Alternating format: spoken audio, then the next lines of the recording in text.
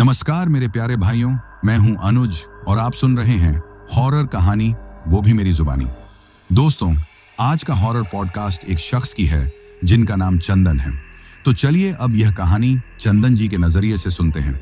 लेकिन उससे पहले आप लोगों से एक रिक्वेस्ट है, आप लोग हाइप पॉइंट भेजकर अपना सपोर्ट जरूर दिखाएं। और अगर आप लोग चाहते हैं कि आपका नाम वीडियो में लिया जाए तो कमेंट में अपना नाम और अपने शहर का नाम जरूर लिखें। तो अब ज्यादा समय नहीं लेते हैं, चलिए कहानी की शुरुआत करते हैं। दोस्तों, मेरा नाम चंदन है और मैं उत्तर प्रदेश के एक छोटे से गांव बिसरक का रहने वाला हूं। आज जब मैं अपनी जिंदगी के उस हिस्से को याद करता हूं तो रूह कांप जाती है। लगता है जैसे वो मैं था ही नहीं, कोई और था जिसे उसकी मजबूरियों ने अंधेरे की एक ऐसी गली में धकेल दिया था जहां से वापसी का कोई दरवाजा नहीं था। आज मेरे पास सब कुछ है, घर, पैसा, इज्जत, लेकिन यकीन मानिए उस एक चीज की कीमत मैंने अपनी आत्मा से चुकाई है। ये कहानी किसी भूत प्रेत की नहीं है, ये उस सौदे की कहानी है जो मैंने अपनी ही बर्बादी के लिए किया था। आज से कुछ साल पहले की बात है। मैं गांव का एक पढ़ा लिखा लेकिन निठल्ला और बेरोजगार लड़का था। बीए पास करने के बाद शहर की कई खाक छानी, हर छोटे बड़े दफ्तर के चक्कर काटे, पर नौकरी के नाम पर मिली तो सिर्फ धक्के और मायूसी। आखिर में थक हार कर मैं वापस अपने गांव लौट आया था। गांव में मेरे जैसे बीए पास की कोई कीमत नहीं थी। यहां तो बस वही कामयाब था जिसके पास या तो जमीन थी या फिर कोई सरकारी नौकरी। मेरे पास दोनों ही नहीं थे। हमारे घर की हालत दिन ब दिन बिगड़ती जा रही थी। पिताजी को कई महीनों से खांसी की बीमारी ने जकड़ रखा था। शुरू में तो हम उसे मामूली खांसी समझकर गांव के वैद्य से दवा लेते रहे, पर जब उनकी हालत और खराब होने लगी तो पास के कस्बे वाले डॉक्टर को दिखाया। डॉक्टर ने कुछ जांचें करने के बाद बताया कि उनके फेफड़ों में इन्फेक्शन बढ़ गया है और अगर जल्दी ही शहर के बड़े अस्पताल में इलाज नहीं करवाया तो कुछ भी हो सकता है। शहर के अस्पताल का नाम सुनते ही मेरे पैरों तले जमीन खिसक गई थी। हम वो लोग थे जिनके लिए 2 वक्त की रोटी का जुगाड़ करना भी एक जंग जैसा था। शहर के अस्पताल का खर्चा कहां से उठाते? घर में माँ दिन रात पिताजी की सेवा में लगी रहती थी और उनकी आंखों में तैरती चिंता मुझे किसी खंजर की तरह चुभती थी। मुझसे छोटी एक बहन भी थी, रजनी। उसकी उम्र शादी की हो चली थी और माँ अक्सर उसकी शादी की बात करती थी। लेकिन हम सब जानते थे कि बिना पैसे के इस समाज में एक अच्छी शादी होना नामुमकिन था। इन सब चीजों के बोझ तले मैं दबा जा रहा था। हर सुबह जब मैं उठता था तो मेरे सामने कोई मकसद नहीं होता था। बस दिन भर गांव की गलियों में भटकना, दोस्तों के साथ ताश खेलना और फिर रात को घर आकर माँ बाप के उदास चेहरे देखकर सो जाना, यही मेरी दिनचर्या बन गई थी। गांव के लोग भी मुझे ताने मारने का कोई मौका नहीं छोड़ते थे। जब भी मैं घर से निकलता तो कोई ना कोई चाचा ताऊ मिल ही जाता जो कहता, और चंदन बेटा, क्या कर रहे हो आजकल? बाबूजी की कमाई पर ही ऐश करोगे क्या? ये बातें मेरे सीने में तीर की तरह लगती थी। मैं करना तो बहुत कुछ चाहता था लेकिन मुझे कोई रास्ता ही नहीं सूझ रहा था। ऐसे ही एक दिन मैं मन मारकर गांव के बाहर पीपल के पेड़ के नीचे बने चबूतरे पर बैठा था। शाम ढल रही थी और सूरज की आखिरी किरणें आसमान में सिंदूरी रंग घोल रही थी। वहीं पर कुछ बड़े बुजुर्ग बैठे हुक्का गुड़गुड़ा रहे थे। मैं बस उनकी बातों को अनमने ढंग से सुन रहा था कि तभी बातों बातों में जिक्र छिड़ा जंगल के पार वाले पुराने खंडहर का। एक बुजुर्ग, जिन्हें हम सब दीना चाचा कहते थे, हुक्के का कश खींचते हुए बोले, अरे कल रात तो जंगल की तरफ से बड़ी अजीब अजीब आवाजें आ रही थीं।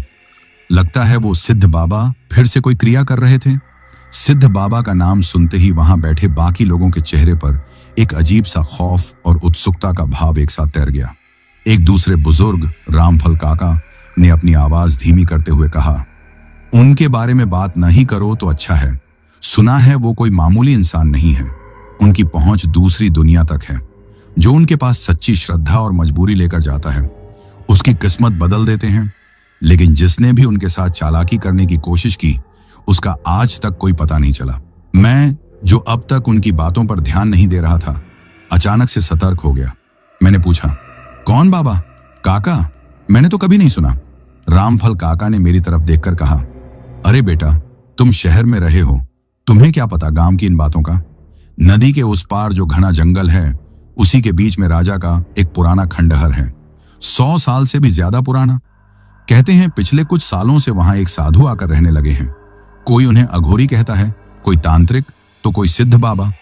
किसी ने उन्हें दिन के उजाले में नहीं देखा। वो सिर्फ रात के अंधेरे में ही बाहर निकलते हैं और सिर्फ उन्हीं लोगों से मिलते हैं जिनकी जिंदगी में हर तरफ अंधेरा ही अंधेरा हो।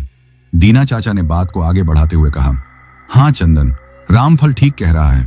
पड़ोस के गांव का हरिया था ना, जिसकी जमीन साहूकार ने हड़प ली थी और वो दाने दाने को मोहताज हो गया था। सुना है एक रात वो भी हिम्मत करके उन बाबा के पास पहुंच गया था। उसके बाद जो हुआ वो तो सबने देखा। 6 महीने के अंदर ही साहूकार एक अजीब बीमारी में मर गया और हरिया को उसकी जमीन वापस मिल गई। अब तो वो बड़ा आदमी बन गया है। यह सुनकर मेरे अंदर एक अजीब सी हलचल होने लगी। एक तरफ मेरा पढ़ा लिखा मन कह रहा था कि यह सब अंधविश्वास है, सुनी सुनाई बातें हैं, लेकिन दूसरी तरफ मेरे दिल के किसी कोने में एक उम्मीद की किरण जाग उठी थी। क्या सच में कोई ऐसा हो सकता है जो मेरी मदद कर सके, जो मेरे परिवार को इस गरीबी के दलदल से निकाल सके? उस रात मुझे नींद नहीं आई। मैं बिस्तर पर करवटें बदलता रहा और मेरे कानों में बस उन्हीं बाबा की बातें गूंज रही थी। पिताजी के खांसने की आवाज जब जब आती तो मेरा दिल और भी बेचैन हो जाता। मुझे लगता कि अगर मैंने जल्द ही कुछ नहीं किया तो मैं उन्हें खो दूंगा। मेरी आंखों के सामने रजनी का उदास चेहरा घूम जाता, जो कभी अपनी पसंद की एक छोटी सी चीज भी नहीं मांगती थी, क्योंकि वो घर की हालत जानती थी। अगले 2-3 दिन मैं इसी उधेड़बुन में रहा। दिन में मैं इन बातों को अपने मन से झटकने की कोशिश करता, पर रात होते ही ये ख्याल फिर से मुझे घेर लेते। एक शाम जब मैं घर लौटा तो माहौल बहुत गंभीर था। पिताजी की सांसें उखड़ रही थीं और मां कोने में बैठी चुपचाप आंसू बहा रही थी। कस्बे वाले डॉक्टर ने जवाब दे दिया था। उसने साफ साफ कह दिया था कि अगर 24 घंटे के अंदर इन्हें लखनऊ के बड़े अस्पताल में भर्ती नहीं कराया गया तो वो कुछ नहीं कर पाएगा। उस एक पल ने मेरे अंदर के सारे डर, सारे शक और सारे अंधविश्वास को खत्म कर दिया। मुझे लगा कि अब मेरे पास खोने के लिए कुछ नहीं बचा है। अगर पिताजी को कुछ हो गया तो मैं जीकर भी क्या करूंगा? मैंने तय कर लिया, मैं आज रात ही उन सिद्ध बाबा के पास जाऊंगा। मैं उनसे मदद की भीख मांगूंगा। अगर उनकी बातें सच हुई तो शायद मेरी दुनिया बदल जाएगी, और अगर झूठ हुई तो वैसे भी मेरी दुनिया उजड़ ही रही थी। रात गहरा चुकी थी। गांव में हर तरफ मौत जैसा सन्नाटा पसरा हुआ था।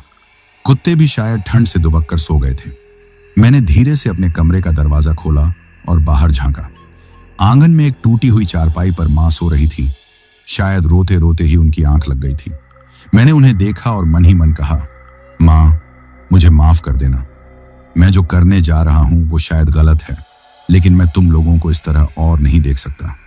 मैंने दबे पांव घर का दरवाजा पार किया और गांव की कच्ची गलियों से होता हुआ खेतों की तरफ बढ़ गया। हवा में एक अजीब सी ठंडक थी जो हड्डियों तक को कंपा रही थी। चांद बादलों में छिपा हुआ था और अंधेरा इतना घना था कि अपना हाथ भी मुश्किल से दिखाई दे रहा था। मैं बस अंदाजे से नदी की तरफ बढ़ता जा रहा था। मेरे दिल में डर था, एक अनजाना खौफ, लेकिन उस खौफ पर मेरी मजबूरी हावी हो चुकी थी। आज मुझे हर हाल में उस खंडहर तक पहुंचना था, उस रहस्यमयी सिद्ध बाबा से मिलना था। मुझे नहीं पता था कि मैं अपनी किस्मत बदलने जा रहा हूं या अपनी रूह का सौदा करने, पर मैं उस रास्ते पर निकल चुका था जहां से शायद कोई वापसी नहीं थी। दोस्तों, उस रात जब मैं अपने घर से निकला था तो मेरे दिल में डर और उम्मीद की एक मिली-जुली खिचड़ी पक रही थी। गांव के आखिरी घर को पीछे छोड़ते ही खेतों का जो सन्नाटा शुरू हुआ, उसने मेरे अंदर के डर को और भी गहरा कर दिया था। दूर दूर तक सिर्फ अंधेरा था और उस अंधेरे को चीरती हुई झींगुरों की आवाजें माहौल को और भी भयानक बना रही थी। मैं बस एक ही धुन में नदी की तरफ बढ़ता जा रहा था।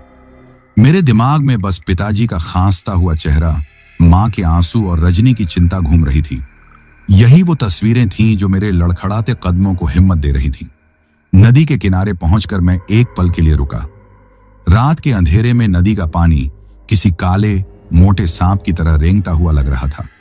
हवा के झोंकों से पानी में हल्की हल्की लहरें उठती थीं और चांद की धुंधली रोशनी में ऐसे चमकती थीं जैसे किसी जल दैत्य की खाल हो।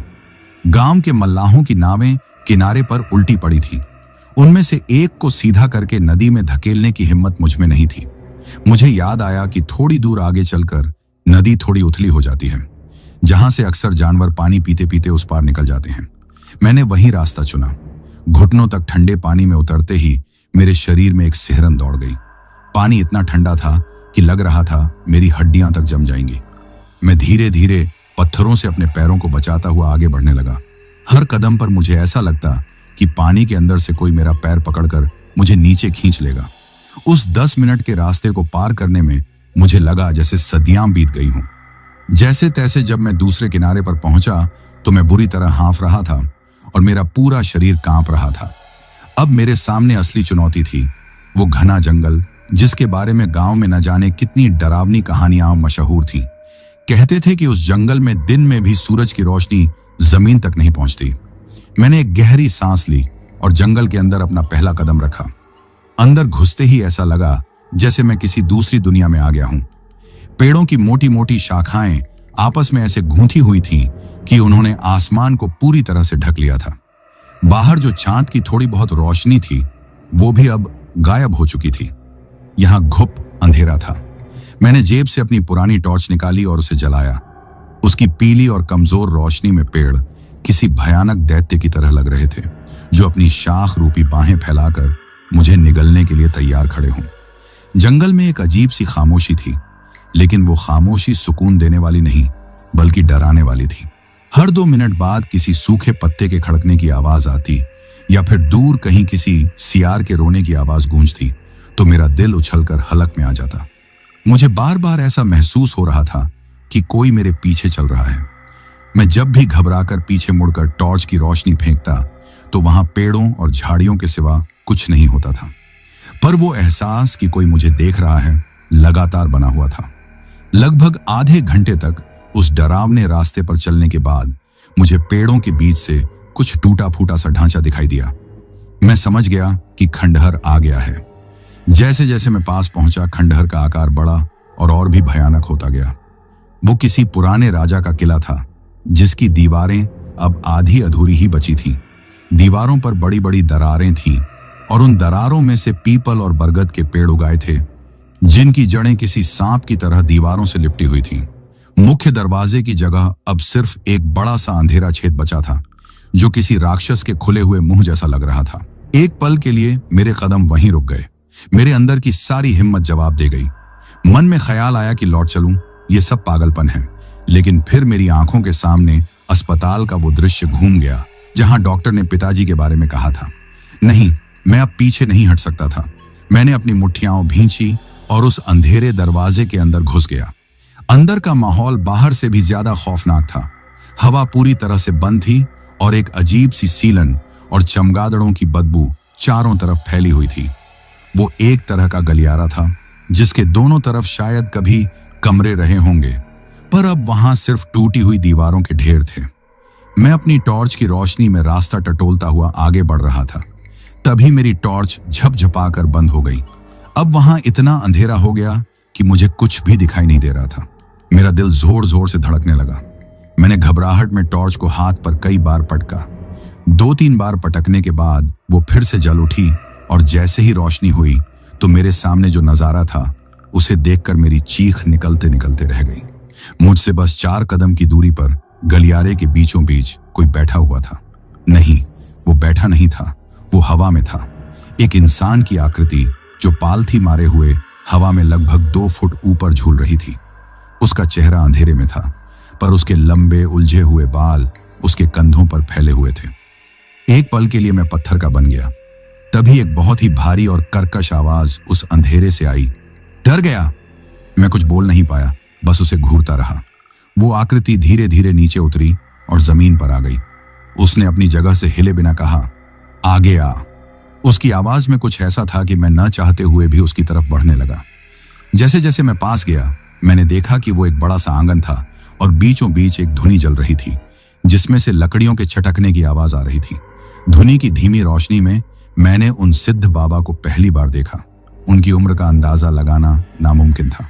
उनका शरीर बिल्कुल सूखा हुआ था, जैसे उसमें मांस हो ही नहीं, सिर्फ हड्डियां हों जिनके ऊपर चमड़ी मढ़ दी गई हो। उनकी दाढ़ी और बाल इतने लंबे और उलझे हुए थे कि उनका आधा चेहरा तो उसी में छिपा था। पर जो चीज सबसे डरावनी थी वो थी उनकी आंखें। धुनी की आग की चमक में उनकी आंखें किसी भूखे जानवर की तरह चमक रही थीं। ऐसी आंखें जो मेरे शरीर के पार सीधे मेरी आत्मा के अंदर झांक रही थीं। मैं उनके सामने जाकर खड़ा हो गया। मेरे हाथ पैर कांप रहे थे।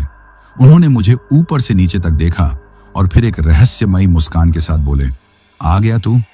मुझे पता था कि तेरी मजबूरी तुझे आज रात यहां खींच ही लाएगी। उनकी बात सुनकर मैं हैरान रह गया। इन्हें कैसे पता कि मैं मजबूर हूं? मैंने कांपती हुई आवाज में कहा, बाबा, मुझे आपकी मदद चाहिए। वो हंसे, पर उनकी हंसी खुशी वाली नहीं थी। वो एक सूखी और डरावनी हंसी थी। उन्होंने कहा, मदद? हर कोई यहां मदद मांगने ही आता है चंदन, पर क्या तू मदद के बदले कीमत चुकाने को तैयार है?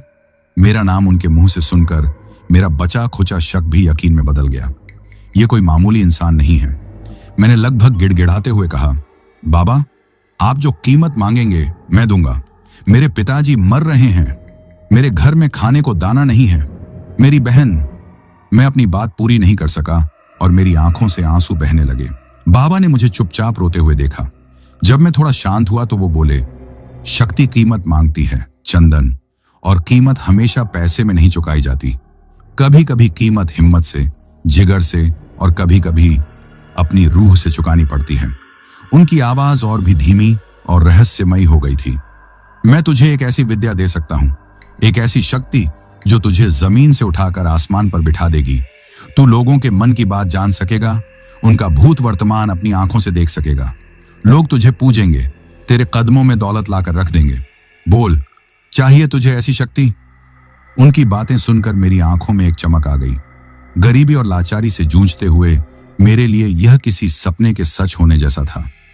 मैंने बिना एक पल सोचे कहा, हाँ बाबा, मुझे चाहिए, मुझे ऐसी शक्ति चाहिए।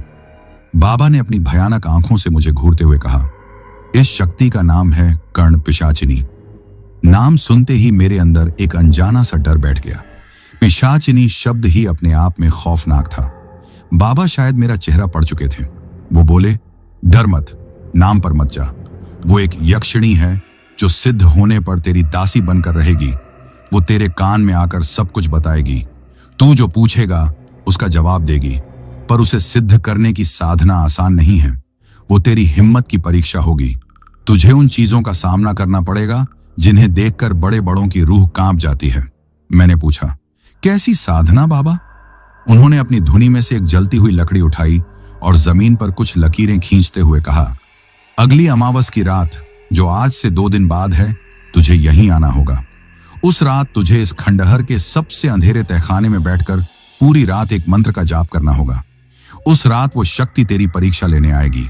वो तुझे डराएगी, तुझे लालच देगी, तुझे हर तरह से रोकने की कोशिश करेगी। अगर तू डर गया या अपनी जगह से हिल गया तो वो तुझे हमेशा के लिए अपना गुलाम बना लेगी। और अगर तू नहीं डरा और सुबह के सूरज की पहली किरण तक अपनी जगह पर बैठा रहा तो वो शक्ति, वो कर्ण पिशाचिनी हमेशा के लिए तेरी गुलाम बन जाएगी। बोल, मंजूर है? मेरे पास सोचने का वक्त नहीं था। एक तरफ मेरे परिवार की बर्बादी थी और दूसरी तरफ एक डरावना लेकिन सुनहरा भविष्य। मैंने अपनी सारी हिम्मत बटोर कर कहा, मुझे मंजूर है बाबा। उनकी मुस्कान और भी चौड़ी हो गई। उन्होंने अपनी झोली में से एक भोजपत्र और कोयले का एक टुकड़ा निकाला। उस पर कुछ अजीब अजीब सी चीजें लिखने के बाद उन्होंने उसे मेरी तरफ बढ़ाते हुए कहा, यह साधना में लगने वाले सामान की सूची है। अमावस की रात आने से पहले यह सारा सामान इकट्ठा कर लेना। एक भी चीज कम नहीं होनी चाहिए।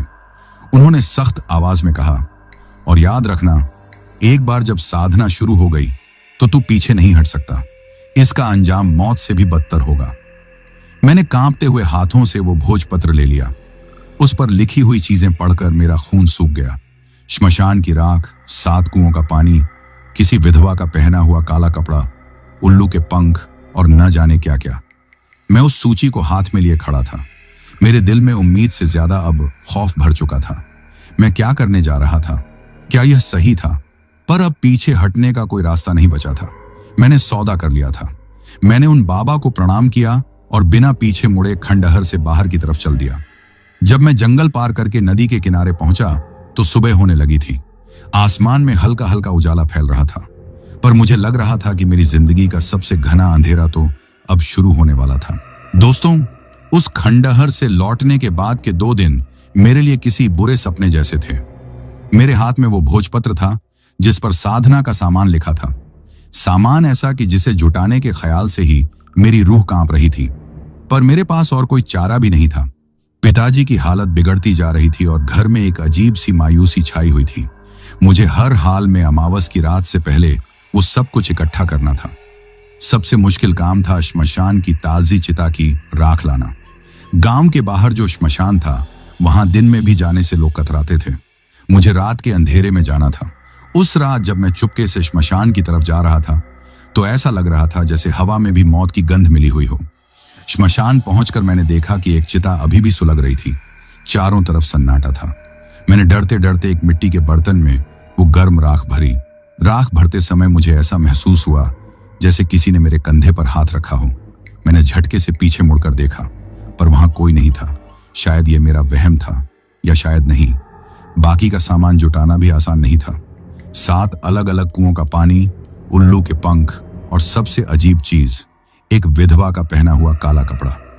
मैंने गांव की एक बूढ़ी विधवा अम्मा को कुछ पैसे देकर उनसे वो कपड़ा लिया, उन्हें ये झूठ बोलकर कि ये किसी टोटके के लिए चाहिए।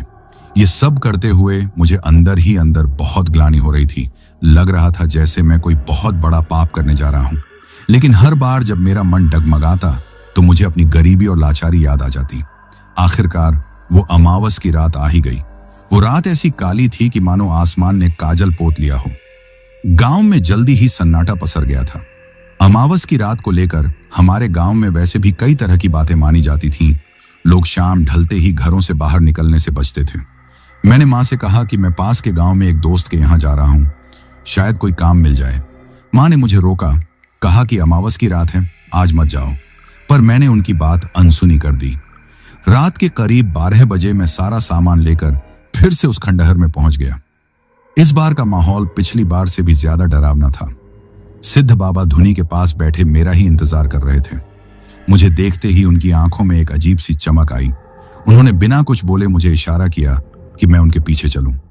वो मुझे खंडहर के एक ऐसे हिस्से में ले गए जहां मैं पहले नहीं गया था। वो एक सीलन भरा अंधेरा तहखाना था।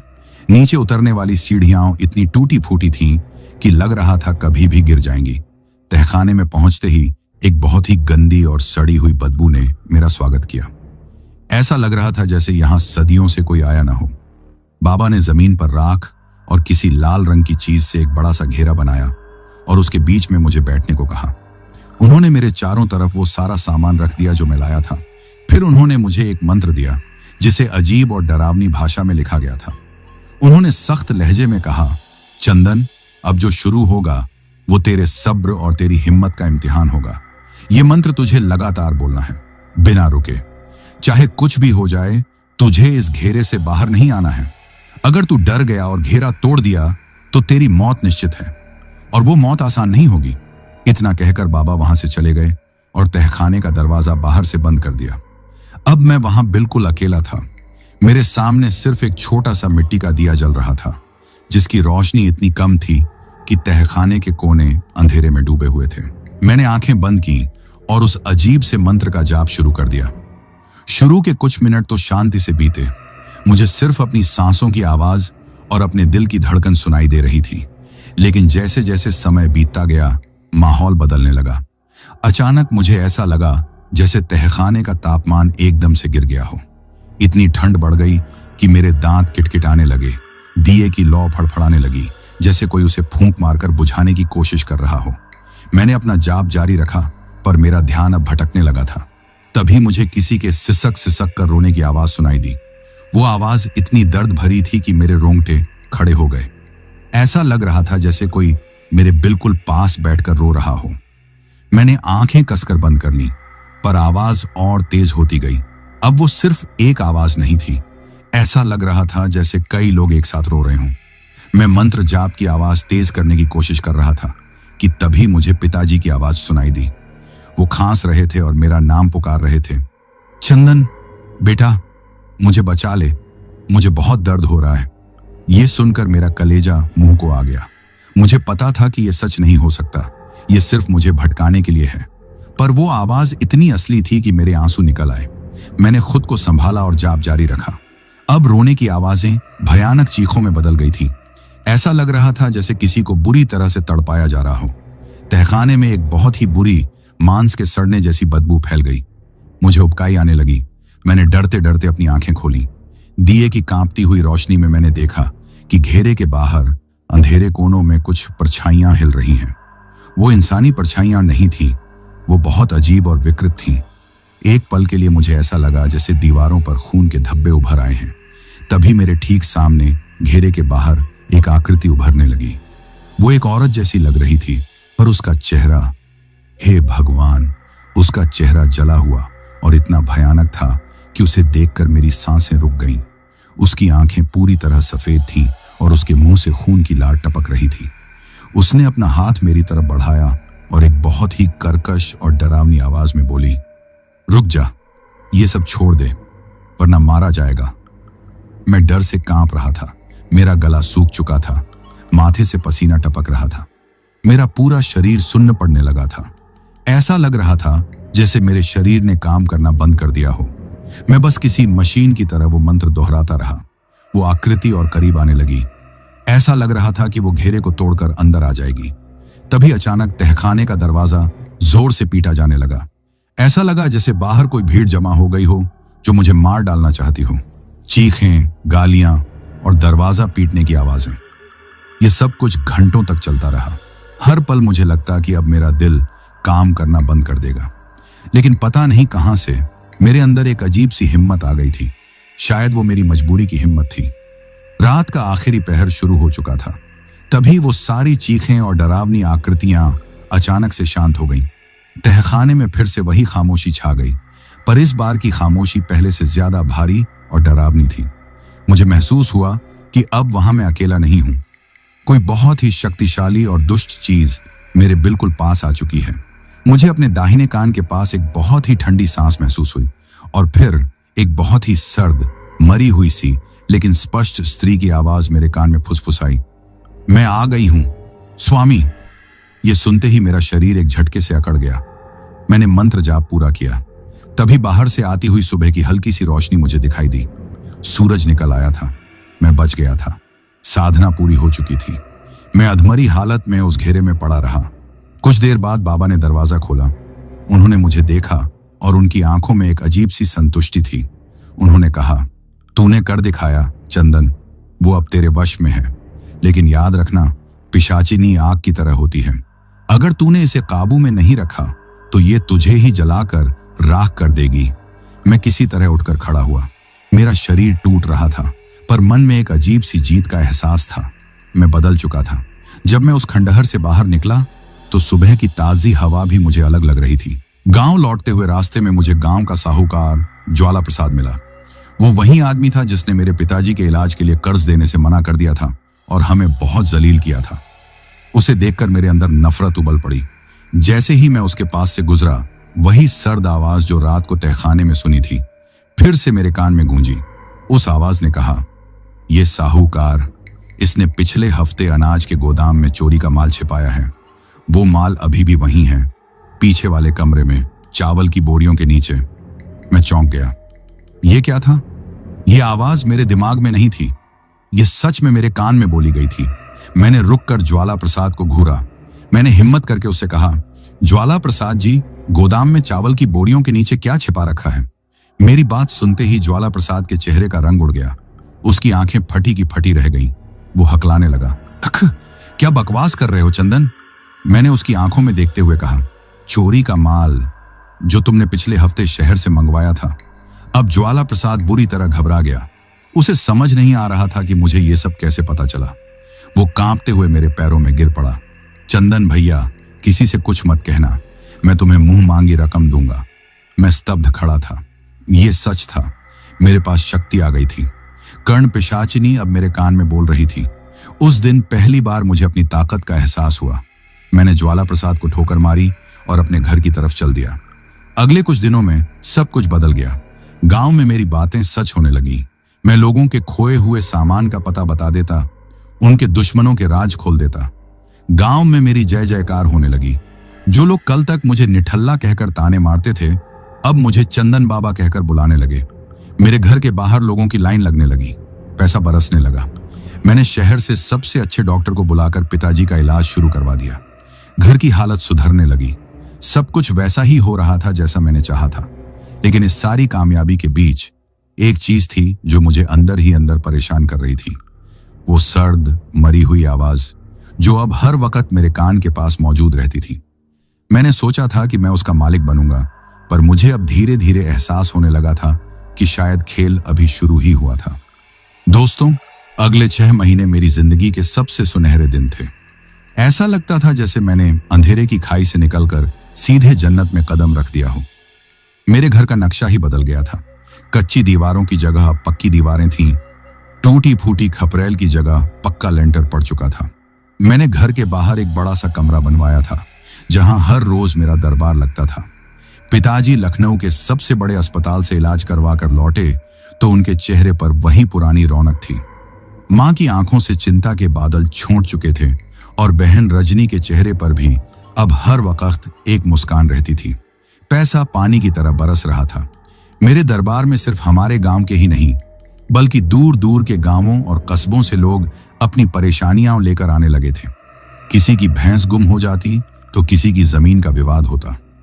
मैं बस आंखें बंद करके उस इंसान पर ध्यान लगाता और मेरे कान में वो ठंडी सपाट आवाज मुझे सब कुछ बता देती। मैं लोगों के सामने उनके ऐसे ऐसे राज खोल कर रख देता कि उनकी आंखें फटी की फटी रह जाती।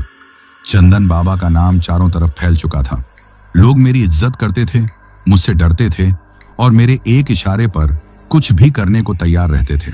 शुरू शुरू में मुझे यह सब एक खेल जैसा लगता था। मैं इस शक्ति का मालिक था। जब चाहता उसका इस्तेमाल करता, जब चाहता अपने दिमाग को शांत कर लेता। वो आवाज सिर्फ तभी आती थी जब मैं उसे बुलाता था। मैं अपनी कामयाबी के नशे में इतना चूर था कि सिद्ध बाबा की वो चेतावनी मुझे याद ही नहीं रही।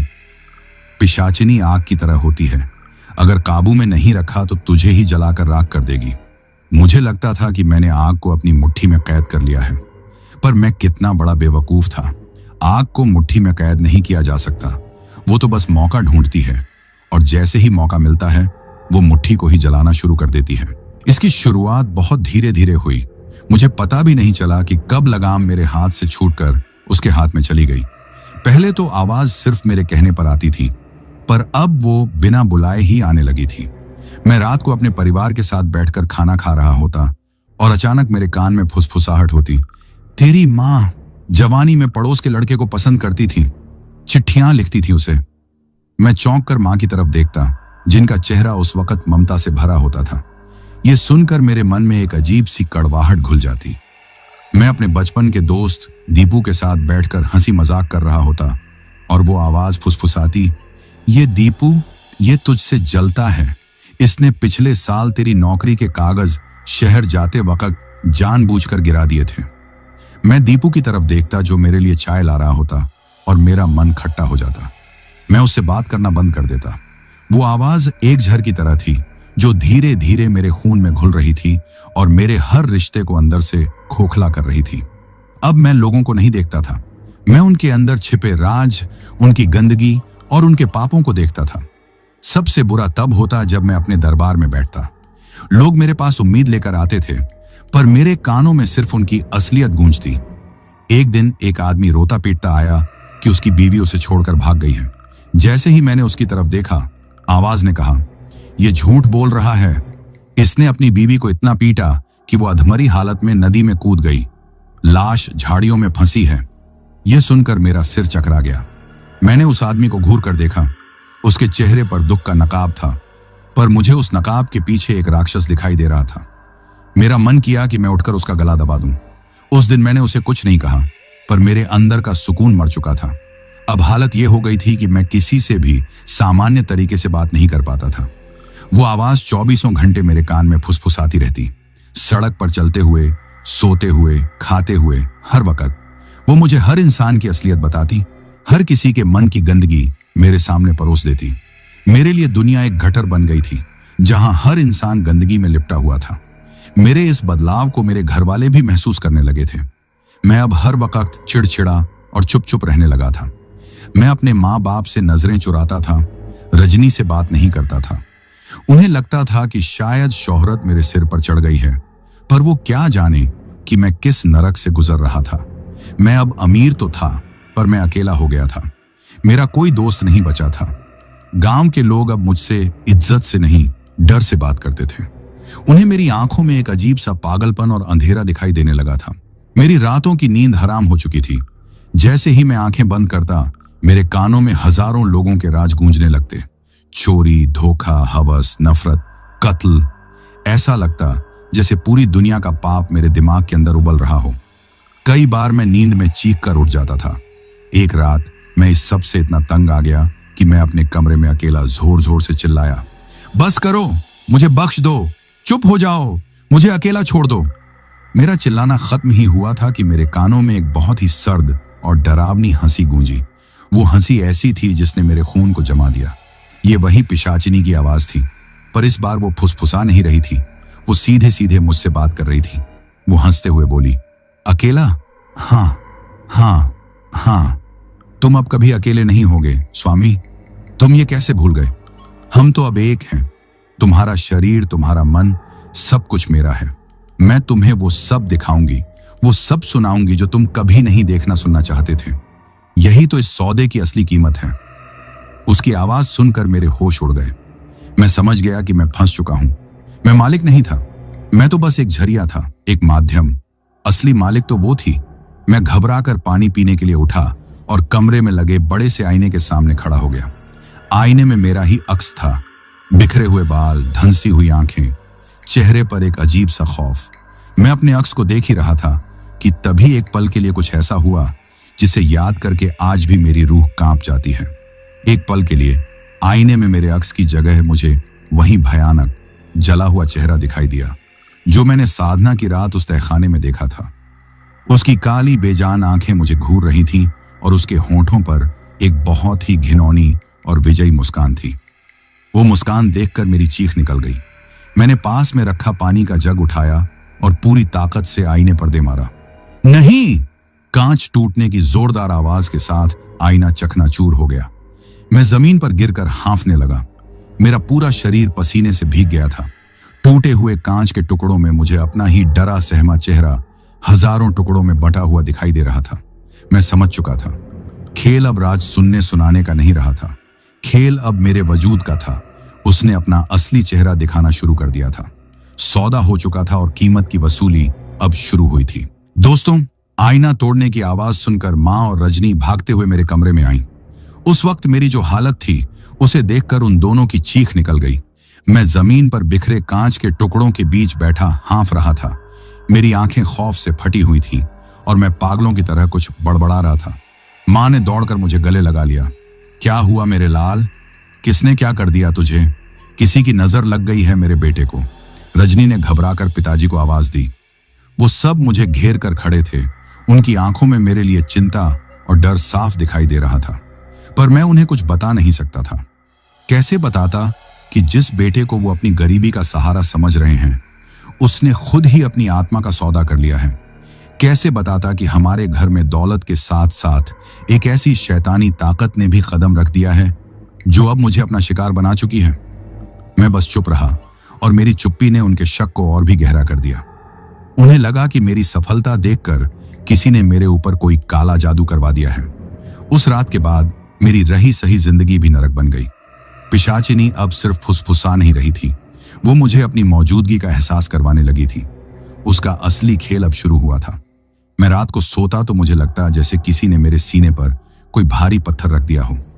मेरी सांस घुटने लगती। मैं छटपटाता, पर अपने शरीर को हिला नहीं पाता था। ऐसा लगता जैसे कोई बर्फीले गीले हाथों से मेरा गला दबा रहा हो। अक्सर जब मैं कमरे में अकेला होता तो मुझे अपने कंधे पर किसी के ठंडे हाथ का स्पर्श महसूस होता। मैं झटके से पलटकर देखता तो वहां कोई नहीं होता था। घर में हर वक्त एक अजीब सी सड़न की बदबू आने लगी थी। एक ऐसी बदबू जो सिर्फ मुझे महसूस होती थी। मेरे लिए खाना झर बन गया था। माँ मेरे लिए चाहे कितने भी अच्छे अच्छे पकवान बनाती, पर जैसे ही मैं पहला निवाला मुंह में डालता, उसका स्वाद बदलकर राख या खून जैसा हो जाता। मैं कई कई दिन भूखा रहने लगा। मेरा शरीर सूख कर कांटा होता जा रहा था। अब वो मुझे दिखने भी लगी थी, पहले सिर्फ परछाइयों में या नजर के धोखे की तरह, पर अब ज्यादा साफ। कभी कभी मैं रात को उठता तो वो मेरे कमरे के कोने में खड़ी होती, वही जला हुआ घिनौना चेहरा लिए और अपनी सफेद आंखों से मुझे घूरती रहती। वो कुछ कहती नहीं थी, बस खड़ी रहती, और उसकी वो खामोश मौजूदगी किसी भी चीख से ज्यादा डरावनी होती थी। लेकिन सबसे भयानक बदलाव अब शुरू हुआ था। वो अब मुझे सिर्फ परेशान नहीं कर रही थी, वो मुझे हुक्म देने लगी थी। वो मेरे दिमाग पर कब्जा कर रही थी। पहले उसके हुक्म छोटे और अजीब होते थे। जैसे मैं रास्ते में चल रहा हूं तो वो कान में कहती, सामने जो बुढ़िया आ रही है उसे लात मारकर गिरा दे, या उस सोते हुए कुत्ते पर पत्थर मार।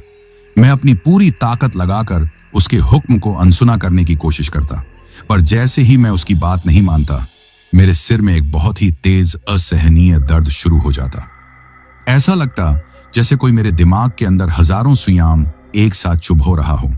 दर्द इतना भयानक होता कि मैं तड़प कर जमीन पर गिर जाता। मुझे समझ आने लगा था कि उसकी बात न मानने की सजा उसकी बात मानने से ज्यादा भयानक थी। एक दिन इस दरिंदगी की हद हो गई। मैं अपने दरबार में बैठा था। एक गरीब किसान अपनी फरियाद लेकर आया था। उसकी बेटी की शादी थी और उसके होने वाले ससुराल वालों ने अचानक से दहेज की मांग बढ़ा दी थी। वो रो रो कर मुझसे मदद मांग रहा था। जैसे ही मैंने उसकी तरफ देखा, पिशाचिनी मेरे कान में गरजी। उसकी आवाज में एक शैतानी खुशी थी। उसने कहा, ये आदमी ये बहुत बड़ा पाखंडी है। इसने अपनी पहली बेटी को दहेज न दे पाने की वजह से मार डाला था और सबको बताया कि वो बीमारी से मर गई। आज ये दूसरी बेटी के लिए रो रहा है। इसे सबक सिखा, उठ और इसे सबके सामने जूतों से मार, मार इसे। यह सुनकर मेरे अंदर सब कुछ कांप गया। नहीं, मैं ऐसा पाप नहीं कर सकता। मैंने मन ही मन उसका विरोध किया। नहीं, मैं ऐसा नहीं करूंगा। मेरा इतना सोचना ही था कि मेरे सिर में वही भयानक दर्द फिर से शुरू हो गया, पर इस बार वो पहले से 100 गुना ज्यादा तेज था। मेरी आंखों के आगे अंधेरा छा गया। मुझे लगा मेरी नसें फट जाएंगी। दर्द से तड़पते हुए मेरे शरीर पर से मेरा काबू छूट गया। मुझे पता ही नहीं चला कि कब मैं अपनी कुर्सी से उठा और उस किसान की तरफ बढ़ा। मैं देख रहा था कि मेरे हाथ पैर अपने आप चल रहे हैं। मैंने उस किसान के बाल पकड़े और उसे जमीन पर गिरा दिया। फिर मैंने अपनी जूतियां उतारकर उसे बेरहमी से पीटना शुरू कर दिया। दरबार में बैठे सभी लोग सन्न रह गए। वो किसान चीख रहा था, बाबा, मेरी क्या गलती है? मुझे क्यों मार रहे हो? और मैं उसे मारते हुए चिल्ला रहा था, पहली बेटी को मार दिया, पाखंडी, अब दूसरी के लिए रोता है। मेरे घर वाले, माँ, पिताजी, रजनी सब भाग कर आए और मुझे रोकने की कोशिश करने लगे, पर उस वक्त मेरे अंदर किसी जानवर की ताकत आ गई थी। मैंने उन सबको झटक दिया। उस दिन गांव वालों ने चंदन बाबा का वो रूप देखा जिसकी उन्होंने कभी कल्पना भी नहीं की थी। उस दिन के बाद मेरे दरबार में भीड़ आनी बंद हो गई। मैं अब बाबा नहीं रहा था, मैं गांव वालों के लिए एक खौफ का दूसरा नाम बन गया था। उस घटना के बाद मैं समझ गया कि अब पानी सिर से ऊपर जा चुका है। अगर मुझे बचना है तो मुझे कुछ करना होगा। मेरी आखिरी उम्मीद वो सिद्ध बाबा थे। सिर्फ वही मुझे इस नर्क से निकाल सकते थे। मैं पागलों की तरह अपने घर से भागा। मैंने किसी की नहीं सुनी। मैं बस उस खंडहर की तरफ दौड़ रहा था। रास्ते भर वो पिशाचिनी मुझे तड़पाती रही। वो मेरे कानों में हंस रही थी, मुझे गालियां दे रही थी। उसने मेरे रास्ते में ऐसे ऐसे वहम पैदा किए कि मैं कई बार भटक गया। कभी मुझे लगता कि आगे गहरी खाई है, तो कभी लगता कि मेरे पीछे जंगली जानवरों का झुंड दौड़ रहा है। पर मैं रुका नहीं। जब मैं उस खंडहर में पहुंचा तो मैं बुरी तरह थक चुका था, पर वहां पहुंचते ही मेरे पैरों तले जमीन खिसक गई। खंडहर बिल्कुल वीरान था। जहां कभी बाबा की धुनी जलती थी, वहां अब सिर्फ ठंडी राख का ढेर था। बाबा का कोई नामो निशान नहीं था। ऐसा लग रहा था जैसे वहां कभी कोई रहा ही नहीं। मैं पागलों की तरह चिल्लाने लगा, बाबा, कहां हो आप? मेरी मदद करो, बाबा। मेरी आवाज उस वीरान खंडहर में गूंज कर रह गई। मैं समझ गया, बाबा जा चुके थे। वो मुझे इस मुसीबत में अकेला छोड़कर गायब हो गए थे। मेरी आखिरी उम्मीद भी टूट चुकी थी। मैं वहीं जमीन पर घुटनों के बल गिरकर रोने लगा। तभी मेरे पीछे एक बहुत ही ठंडी हवा का झोंका आया। खंडहर के अंदर का तापमान अचानक से गिर गया। मुझे वहीं सड़ी हुई बदबू फिर से महसूस हुई। मैं समझ गया, वो आ गई है। मैंने डरते डरते पीछे मुड़कर देखा। वो मेरे ठीक सामने खड़ी थी। इस बार वो कोई परछाई या अक्स नहीं थी। वो अपने असली भयानक रूप में थी। वही जला हुआ चेहरा, धंसी हुई आंखें, लंबे लंबे नाखून, और उसके शरीर से एक काला धुआं निकल रहा था। उसने पहली बार मेरे सामने अपना मुंह खोला और बोली। उसकी आवाज में फुसफुसाहट नहीं थी, एक साफ खनकती हुई नफरत थी। किसे ढूंढ रहा है चंदन? उस दलाल को?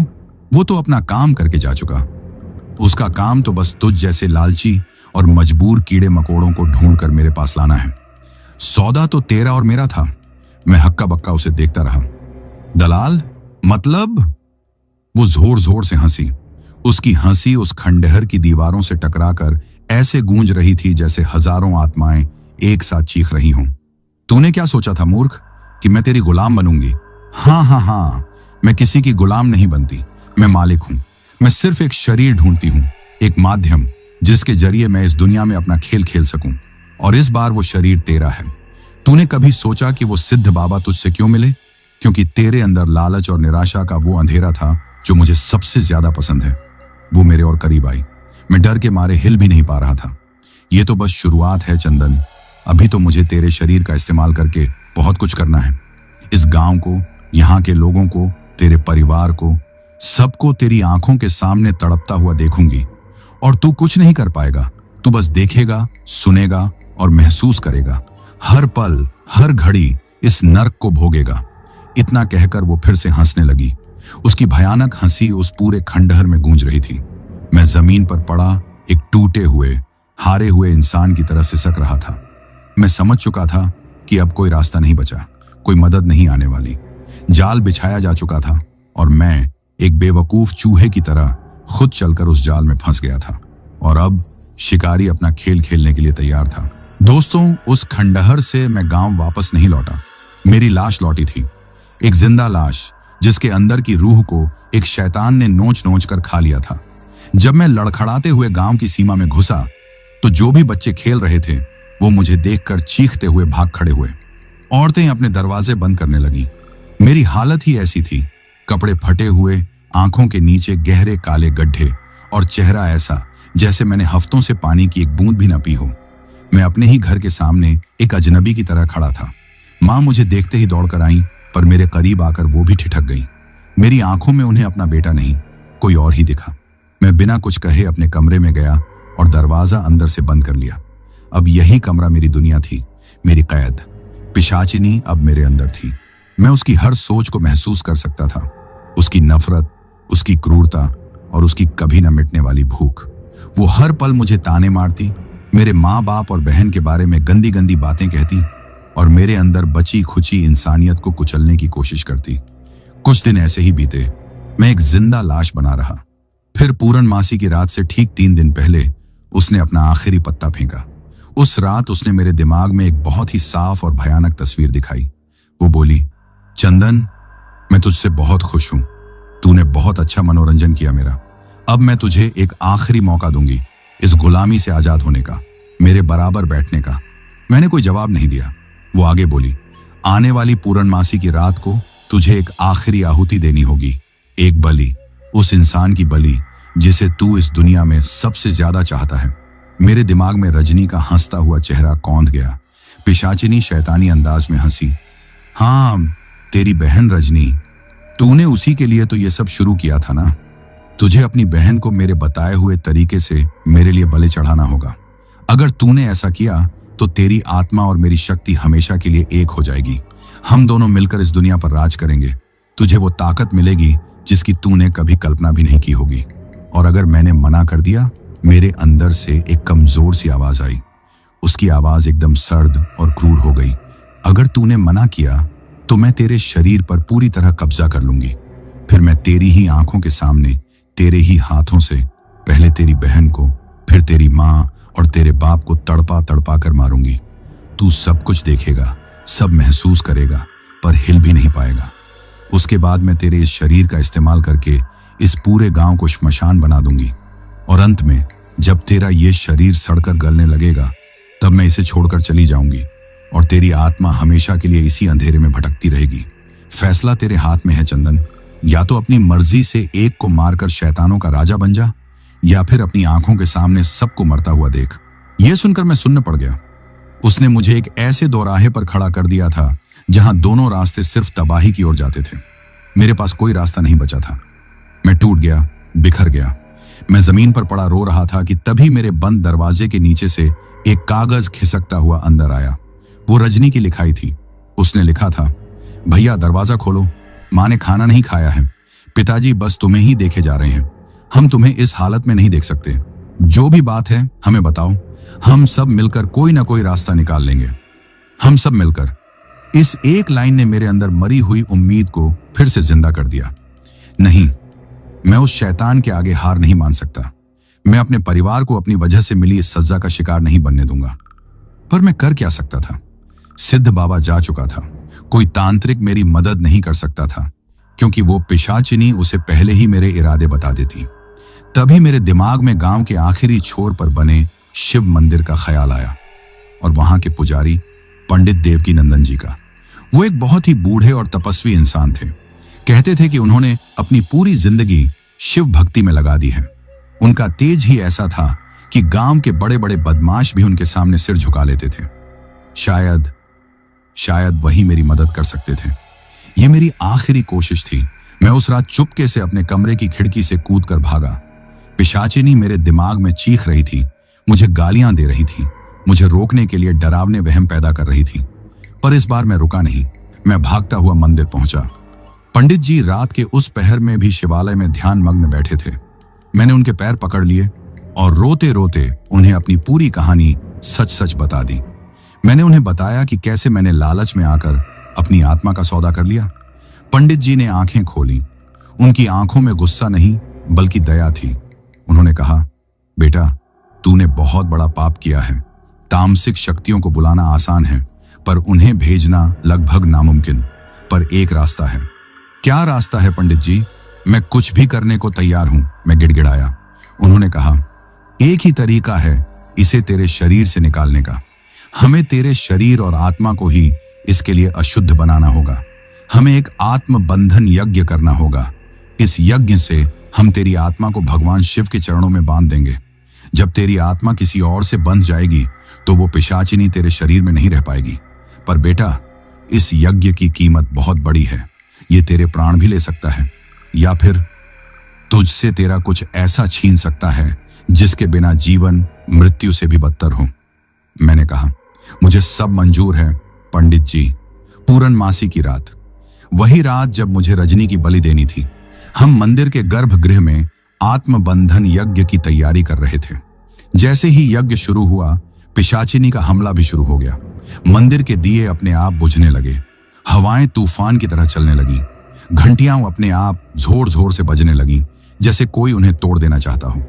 पंडित जी ऊंची आवाज में मंत्र पढ़ रहे थे और मैं आहुति दे रहा था। पिशाचिनी अब मेरे दिमाग में नहीं, साक्षात मेरे सामने खड़ी चीख रही थी। उसका भयानक चेहरा गुस्से से लाल था। वो मुझे और पंडित जी को जान से मारने की धमकियां दे रही थी। उसने हम पर कई बार हमला करने की कोशिश की, पर यज्ञ की अग्नि और पंडित जी के मंत्रों ने एक सुरक्षा कवच बना रखा था, जिसे वो तोड़ नहीं पा रही थी। यज्ञ अपने अंतिम चरण में पहुंच गया। पंडित जी ने हांफते हुए कहा, बेटा, अब आखिरी आहुति का समय है। तुझे अपनी कोई सबसे प्रिय चीज भगवान शिव को समर्पित करनी होगी, हमेशा के लिए। तभी यह बंधन पूरा होगा। मेरी सबसे प्रिय चीज, मेरा परिवार। पर मैं उन्हें समर्पित नहीं कर सकता था। तो फिर क्या? तभी मुझे एहसास हुआ, इस पूरी कहानी की शुरुआत कहां से हुई थी? कानों से, एक फुसफुसाहट से। वो पिशाचिनी मेरे कानों में बोलती थी और मैं अपनी जबान से उसके राज उगलता था। यही दो चीजें इस पाप का आधार थीं। मैंने अपनी आंखों से पंडित जी को इशारा किया। शायद वो मेरी मन की बात समझ गए। उनकी आंखों में आंसू आ गए। मैंने यज्ञ की अग्नि में से एक छुटकी पवित्र राख उठाई। मेरे हाथ कांप रहे थे। मैंने वो राख अपनी जबान पर रख ली और अपने दोनों कानों में डाल ली, और फिर मैंने अपनी पूरी ताकत लगाकर अपनी आखिरी चीख मारी। वो चीख सिर्फ मेरी नहीं थी, वो मेरी और उस पिशाचिनी दोनों की मिलीजुली चीख थी। एक ऐसी दर्दनाक, भयानक और अंतहीन चीख जिसने मंदिर की दीवारों को भी हिलाकर रख दिया। ऐसा लगा जैसे मेरी आत्मा को मेरे शरीर से फाड़कर अलग किया जा रहा हो। एक तेज सफेद रोशनी हुई और मैं बेहोश हो गया। जब मेरी आंख खुली तो मैं मंदिर के फर्श पर पड़ा था। पंडित जी मेरे सिर पर हाथ फेर रहे थे। मेरे चारों तरफ खामोशी थी, एक अजीब सी सुकून देने वाली खामोशी। मेरे कान में अब कोई फुसफुसाहट नहीं थी, मेरे दिमाग में कोई गंदगी नहीं थी, वो जा चुकी थी। मैं उठकर बैठा। मैंने पंडित जी को धन्यवाद देने के लिए मुंह खोला, पर मेरे मुंह से कोई आवाज नहीं निकली। मैंने फिर कोशिश की, पर व्यर्थ। मैंने अपने कानों पर हाथ रखा। मुझे पंडित जी के होंठ हिलते हुए तो दिख रहे थे, पर उनकी आवाज मुंह तक नहीं पहुंच रही थी। मैं समझ गया, मैंने कीमत चुका दी थी।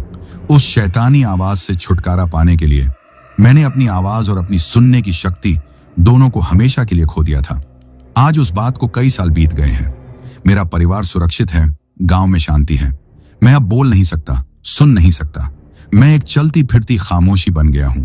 लोग मुझसे हमदर्दी जताते हैं, पर वो नहीं जानते कि मैं हर रोज उस खामोशी में अपनी उस आखिरी चीख को सुनता हूं। मैंने सौदा किया था और मैंने कीमत चुकाई। मैं अब आजाद हूं, पर मेरी आजादी एक अंतहीन सन्नाटे की कैद है, और शायद मेरे जैसे पापी के लिए यही सही सजा है। तो दोस्तों, ये कहानी यही खत्म हुई। अब जिन भाइयों ने अपना नाम वीडियो में कमेंट किया था उनका नाम लेते हैं।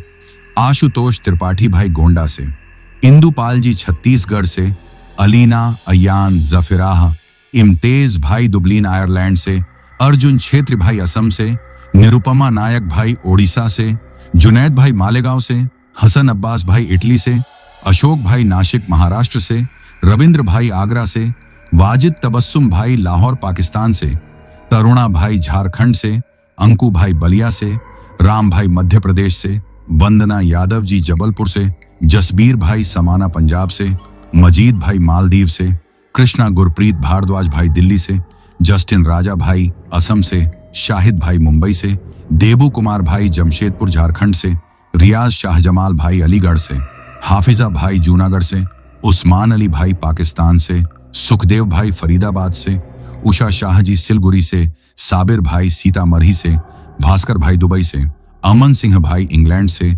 सूरज सूजले भाई महाराष्ट्र से, मुन्ना भाई म्यांमार से, दिवाकर मोहर भाई कुलेश्वर से, साहिल खान भाई नागपुर महाराष्ट्र से, गुरफान खान भाई उत्तर प्रदेश से, ख्वाजा पुनीत भाई रायचूर से, रजत और रितिका जी शिमला से, सूर्या भाई हरियाणा से, अरुण पासवान भाई बिहार से, रिक्की भाई दार्जिलिंग से, फैजान भाई दिल्ली से, अरुण कुमार भाई अयोध्या से, अंसार खान भाई मेवाड़ से, राम बाबू भाई बिलासपुर से, दीप ढीलों भाई चंडीगढ़ से, मनोज भाई इंडिया से, अमोल भाई विरार से, पंकज भाई हरियाणा से, दृष्टि और बैसा देवी जी दिल्ली से, अजय भारद्वाज भाई आजमगढ़ उत्तर प्रदेश से, अयान नवीद भाई एंड्रान शेरावाले गेट से, प्रवीण पांडेय भाई मध्य प्रदेश से, इरफान भाई झारखंड से, मिराज भाई जयपुर से, दीपक भोयर भाई अर्जुनाली गांव से, प्रियांशी जी सूरत से, पवन भाटी भाई बुलंदशहर से, सुरजीत मोगा भाई पंजाब से,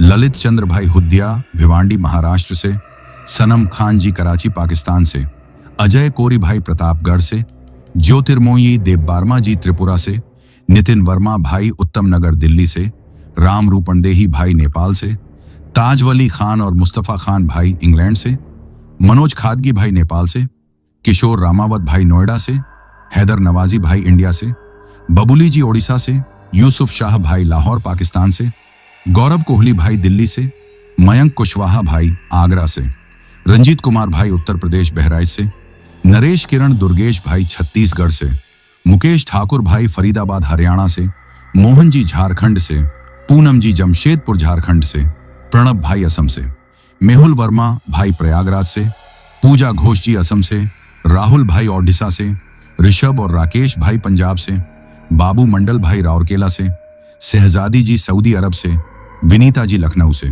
गोपाल भाई कोलकाता से, वाजिद तबस्सुम भाई पाकिस्तान से, वसीम अहमद भाई नागपुर महाराष्ट्र से, राम भदौरिया भाई मध्य प्रदेश से, गणेश पाठक भाई सूरत से, जीवन तमंग भाई काठमांडू नेपाल से, विनोद गुरुंग भाई दुबई से, कादिर शिकालगार से, अनिल चौहान भाई सिवान बिहार से, रॉकी भाई सोनीपत हरियाणा से, पूरन चंद बालोतरा भाई राजस्थान से, उर्वशी जी वेस्ट बंगाल दार्जिलिंग से, देवांश भाई ग्वालियर मध्य प्रदेश से, बलबिंदर सिंह भाई राजस्थान से, अभिषेक तिर्की भाई छत्तीसगढ़ से, ओमकार सिंह भाई झारखंड से, बापूनु भाई ओडिशा से, फिजा जी इस्लामाबाद पाकिस्तान से, अंबुज मिश्रा भाई नोएडा से, कुलविंदर कौर भाई लुधियाना से, संदीप सिंह भाई पंजाब से, योगपाल पांडेय भाई बस्ती से, संतोष कोरबा भाई छत्तीसगढ़ से, रंजीत तिवारी भाई कानपुर से, अविनाश भाई फरीदाबाद से, कमल भाई म्यांमार से, आजाद भाई दिल्ली से, राज मालवीय भाई मध्य प्रदेश से, सरोज भाई ओडिशा से, अवनीत, जानवी और मानसी जालंधर पंजाब से, पीहू छावी और जतिन भाई चंडीगढ़ से, लकी राव भाई वाराणसी से, और जिन भाइयों ने अपना नाम कमेंट किया है लेकिन उनका नाम वीडियो में नहीं लिया गया है, तो भाइयों आप लोग टेंशन ना ले, आप लोगों का नाम अगली वीडियो में जरूर लिया जाएगा। और अगर आप लोग भी चाहते हैं कि आपका नाम वीडियो में लिया जाए तो अपना नाम और अपने शहर का नाम वीडियो में कमेंट करें। अगर आपको यह कहानी पसंद आई हो तो वीडियो को लाइक और चैनल को सब्सक्राइब करें ताकि और भी डरावनी कहानियां आप तक पहुंच सकें। कहानी को अंत तक सुनने के लिए दिल से धन्यवाद दोस्तों। आज के लिए बस इतना ही, मिलते हैं जल्द ही कुछ नई कहानियों के साथ। तब तक के लिए अपना ध्यान रखिए।